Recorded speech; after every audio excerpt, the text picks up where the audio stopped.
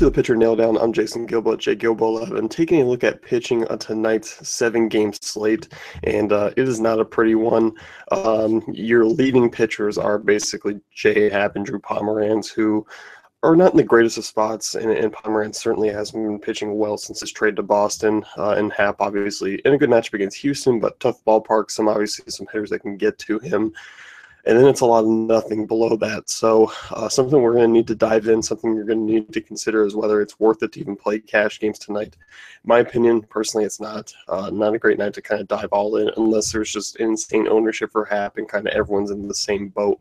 So jumping into the first game here, you got the Athletics and Angels, Ricky Nolasco versus Jesse Hahn. Both are cheap arms, obviously, just given the fact that they aren't very good right-handers. Both the offenses are very subpar. If I was to take one shot in here, it would probably be with Ricky Nolasco. You're just looking at this A's lineup. Not good against right-handed pitching, 24th in WOBA, 18% strikeout rate. That's something that you can maybe take a stab at as kind of a SP2 in GPPs on DraftKings. I don't really see myself kind of taking the immediate risk on FanDuel, just given the fact that there's a lot lower floor for those guys, even though they are super cheap and you could afford any Coors bats you want. But you look at the Angels, I mean, minus 137 favorites. I do think that they can get some run support off Hahn and, enough for Nolasco to get a win. Also a friendly ballpark out there. You got to like that for him. That's another bonus. But Nolasco, obviously, an up and down arm, coming off a great start before getting traded. But overall, I mean, he's been very average this year. A lot of kind of single-digit DK point games. But on occasion, he can come in and throw well. And as mentioned, this A's team really isn't that strong. The loss of Josh Reddick is still something in the middle of that lineup that's going to disappear. So overall, I'm fine with kind of using him just because of the slate considered. Hahn on the other side, not really a big fan of. Something you can kind of stay away from. Mets and Yankees next here. Nathan Eovaldi versus Bartolo Colon. Eovaldi, obviously interesting just because of the fact that it is the Mets, and the Mets really haven't been a great offense against righties this year. 22% strikeout rate, 21st in WOBA. But the one thing that scares me is Eovaldi and his struggles with left-handed bats, and given the fact that basically there are 5 right off the bat that he'll have to deal with. Hard to see him kind of getting unclean. Obviously, he is worth a look still in GPPs, and I'm referencing GPPs as if basically that's what you're going to be playing tonight. I can't really look at him in cash games. I can't really look at majority of these arms in cash games, but Eovaldi obviously an intriguing arm just because he is facing a weaker offense, but I do think the fact that noticeable split against lefties is something that I'm kind of hesitant on deploying, especially in Yankee Stadium. I'm leaning towards maybe taking more Mets bats against Eovaldi than I am Eovaldi against the Mets. That's kind of where I stand. But if you wanted to take a dive in GPPs, I don't hate that move. And Bartolo Colon on the other side, I mean, obviously not a good right-handed arm anymore, more so average at best. And obviously getting a Yankees lineup that is not very good. And the move without Carlos Beltran has definitely been a downgrade for them. But still, I still think the front four is going to be capable of getting to Cologne. And Cologne at that price tag, I don't think he really gives you enough. Rangers and Orioles next year, Wade Miley versus AJ Griffin. And this is a game I'm staying far away from for pitchers. Griffin's not a guy I'm looking to trust. And Wade Miley, coming over from Seattle, he's a guy who I think is going to struggle immensely here. Definitely not going to be on my radar. You just look at this Rangers offense. Well, against lefties, they're, a top 10 team, 10th in WOBA.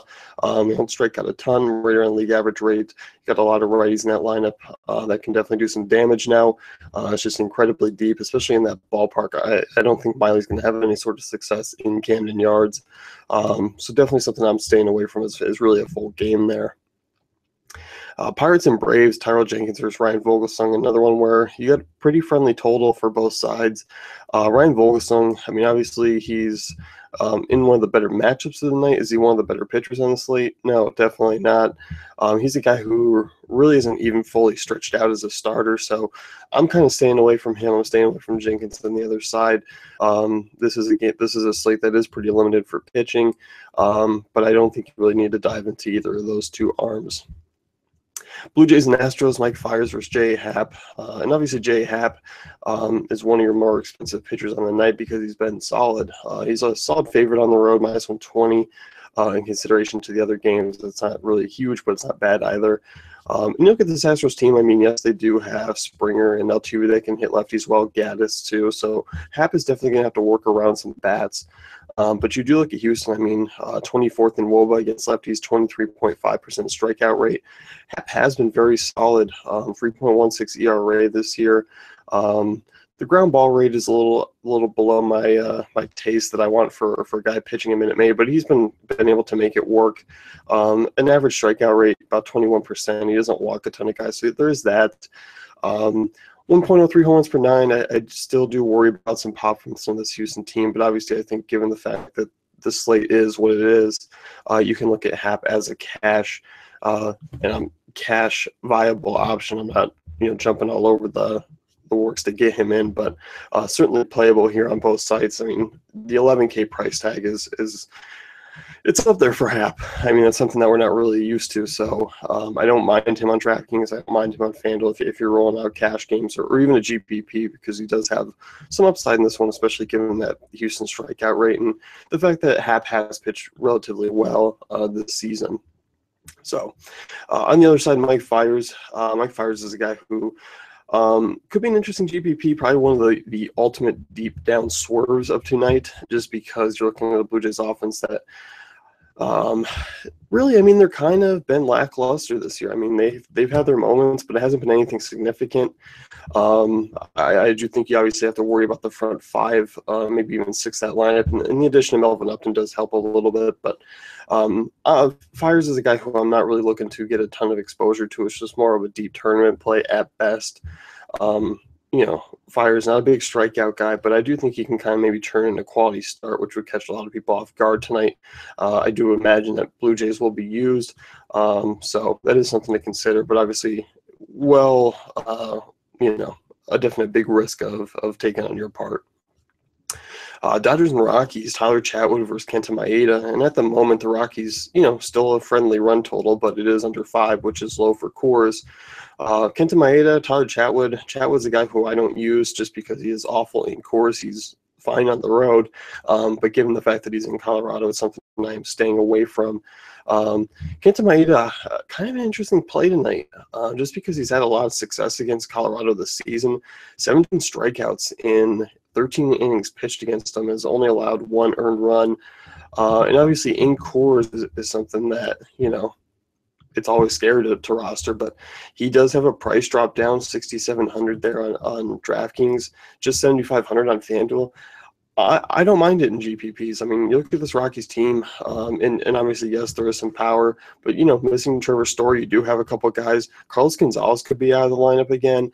That could be a really weak lineup for Maeda to exploit, and even in Coors, I think it could be worth a shot just because the slate is so bad for pitching. So that is definitely something to consider there, and check that lineup when it comes out. That might kind of give you an extra bump to Maeda. Maeda's been pretty solid this year, 25% strikeout rate. Doesn't walk a ton of guys, 6% walk rate, 3.36 FIP, ERA in the low 3s. So I'm fine with Maeda. Certainly worth a look tonight. Red Sox and Mariners here, and Drew Pomeranz versus Ariel Miranda, 2 lefties on the hill. Miranda's a cheap guy, but I'm not really looking to use him here. I'm not quite sure I need to really dive down that deep. I kind of like some other cheaper guys that you can take a stab at. But Pomeranz, obviously, on the slate here, is one of the better statistical pitchers, 27% strikeout rate.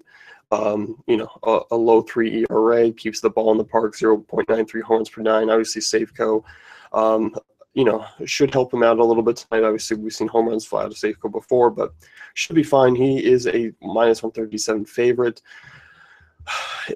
Here's another. I mean, Pomeranz really hasn't looked great with the Red Sox. He pitched fine against the Tigers. He pitched fine against Giants through about 4 innings and then blew it. Didn't look good against the Angels. Mariners' offense, though, against left-handers, I mean, obviously you still have to watch out for Nelson Cruz. And we say that, as it's easy to do, but, you do need to work around him. Mariners 20th in WOBA against lefties. 21.5% strikeout rate. There is some strikeout potential here for Pomeranz. I do like the fact that he is, basically 2,200 cheaper than J.A. Happ on DraftKings. It is a significant drop down. But I do think Pomeranz could have a solid start away from home, especially with that price discount. I think he's a fine option. FanDuel 9,600. Obviously, it's a little bit different. You do have Happ at 9,100. If you want to roll a more consistent guy of late, you can do that, or you can even dive down to a Kenta Maeda or kind of take some shots with guys even lower. So basically, that's what we're dealing with tonight. It's not a pretty night for pitching. Cash games, I am staying away. It's definitely just going to be a GPP night where I kind of fire away with a couple lineups. It's not a slate to kind of dive in 100%. So definitely consider that. And good luck to all you guys. That's going to wrap things up with the pitcher nail down. Be sure to check out dailyfantasycafe.com for our great tools and content.